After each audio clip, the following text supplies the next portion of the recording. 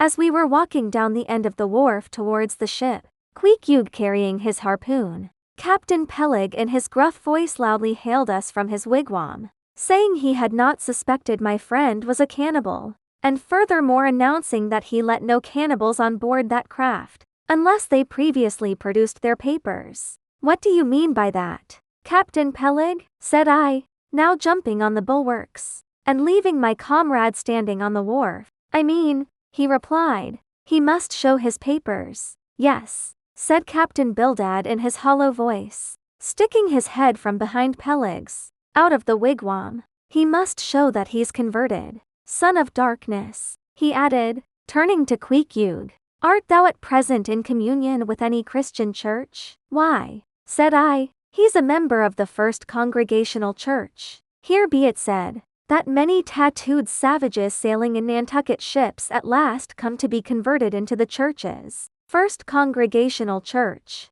cried Bildad. "What, that worships in Deacon Deuteronomy Coleman's meeting house?" And so saying, taking out his spectacles, he rubbed them with his great yellow bandana handkerchief, and putting them on very carefully, came out of the wigwam, and leaning stiffly over the bulwarks, took a good long look at Queequeg. "How long hath he been a member?" he then said, turning to me. "Not very long, I rather guess, young man." "No," said Peleg, "and he hasn't been baptized right either, or it would have washed some of that devil's blue off his face." "Do tell, now," cried Bildad. "Is this Philistine a regular member of Deacon Deuteronomy's meeting? I never saw him going there, and I pass it every Lord's Day. I don't know anything about Deacon Deuteronomy or his meeting," said I. "All I know is that Queequeg here is a born member of the First Congregational Church. He is a deacon himself."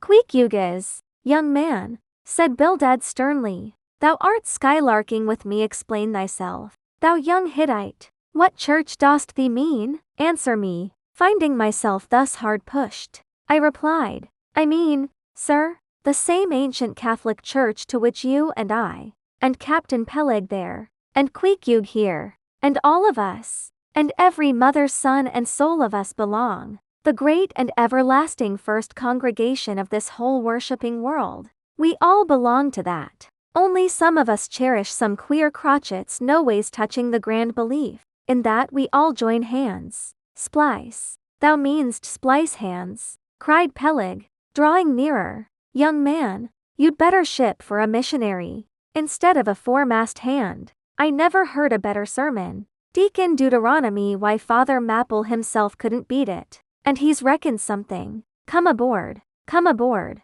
Never mind about the papers. I say, tell Quahog there what's that you call him. Tell Quahog to step along. By the great anchor, what a harpoon he's got there. Looks like good stuff that, and he handles it about right. I say, Quahog, or whatever your name is, did you ever stand in the head of a whaleboat? Did you ever strike a fish?" Without saying a word, Queequeg, in his wild sort of way, jumped upon the bulwarks, from thence into the bows of one of the whaleboats hanging to the side, and then bracing his left knee, and poising his harpoon, cried out in some such way as this: "Capane, you see him small drop tar on water, dear? You see him? Well, s'pose him one whale eye. Well, den," and taking sharp aim at it, he darted the iron right over old Bildad's broad brim, clean across the ship's decks, and struck the glistening tar spot out of sight. "Now," said Queequeg,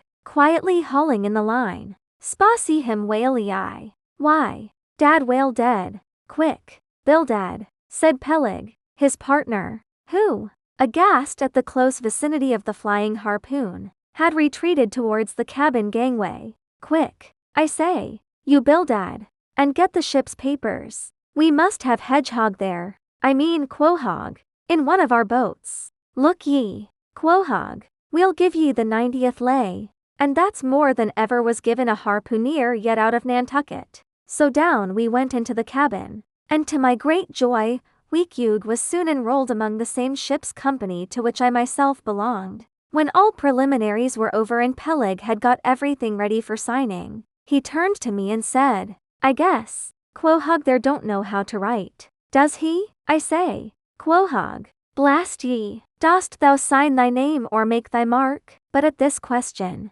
Queequeg, who had twice or thrice before taken part in similar ceremonies, looked no ways abashed, but taking the offered pen, copied upon the paper, in the proper place, an exact counterpart of a queer round figure which was tattooed upon his arm, so that through Captain Peleg's obstinate mistake touching his appellative, it stood something like this: Quohog, his X-mark. Meanwhile Captain Bildad sat earnestly and steadfastly eyeing Queequeg, and at last rising solemnly and fumbling in the huge pockets of his broad-skirted drab coat, took out a bundle of tracts, and selecting one entitled The Latter Day Coming, or No Time to Lose, placed it in Queequeg's hands, and then grasping them and the book with both his, looked earnestly into his eyes, and said, Son of darkness, I must do my duty by thee. I am part owner of this ship, and feel concerned for the souls of all its crew. If thou still clingest to thy pagan ways,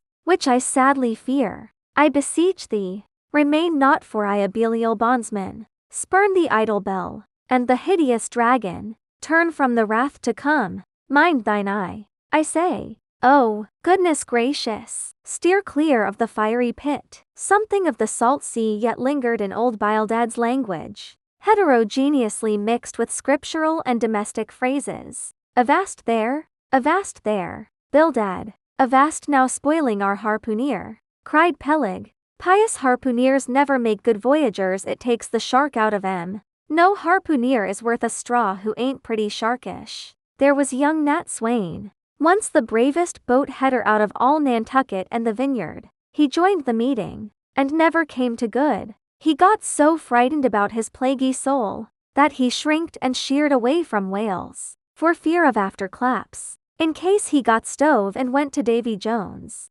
Peleg, said Bildad, lifting his eyes and hands, thou thyself, as I myself, hast seen many a perilous time. Thou knowest, Peleg, what it is to have the fear of death. How, then, canst thou prate in this ungodly guise? Thou beliest thine own heart. Peleg, tell me, when this same Pequod here had her 3 masts overboard in that typhoon on Japan, that same voyage when thou went mate with Captain Ahab, didst thou not think of death and the judgment then? Hear him now, cried Peleg, marching across the cabin, and thrusting his hands far down into his pockets. Hear him, all of ye, think of that. When every moment we thought the ship would sink, death and the judgment then? What? With all 3 masts making such an everlasting thundering against the side, and every sea breaking over us, fore and aft, think of death and the judgment then? No time to think about death then.